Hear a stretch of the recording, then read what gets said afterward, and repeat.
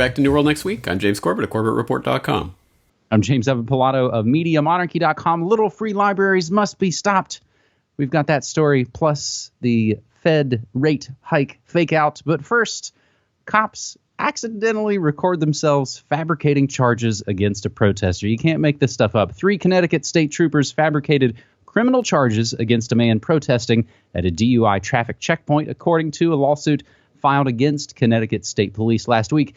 The state troopers appear to have accidentally filmed themselves making up the charges using the protester's own confiscated video camera. The roadside protest in question was not out of the ordinary for Michael Picard, a 27-year-old East Hartford man who's something of a regular at DUI checkpoints in Connecticut. This article goes through basically the blow-by-blow of this exact encounter, of how the cops got his camera back to the car, talk about what they're going to do, and you can tell that ain't the first time they've done it before. They don't have to over-explain to each other. They can use the jargon and use the code. So, we'll drop a number on it and we'll still do this.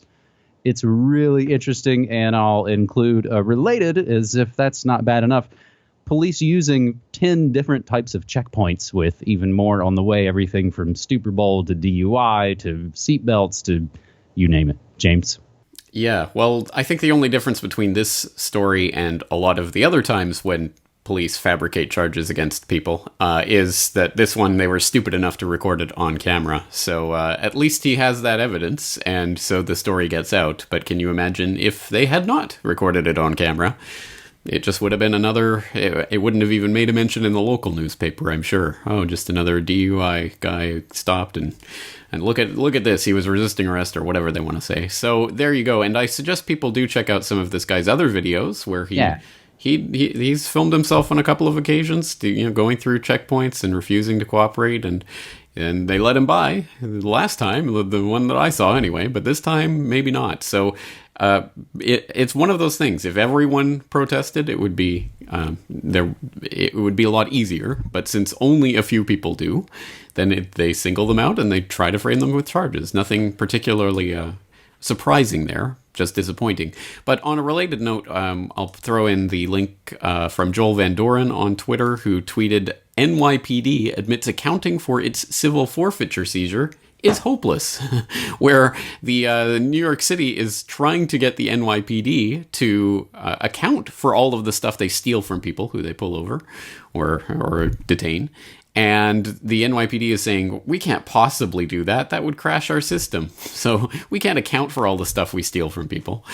It's crazy. It's a crazy system, and it is getting worse and worse as the economy falls apart. It just gets more and more open, outright looting of the average people, and that turns into riots, and those riots turn into more policing, and it's just a self-feeding spiral at this point.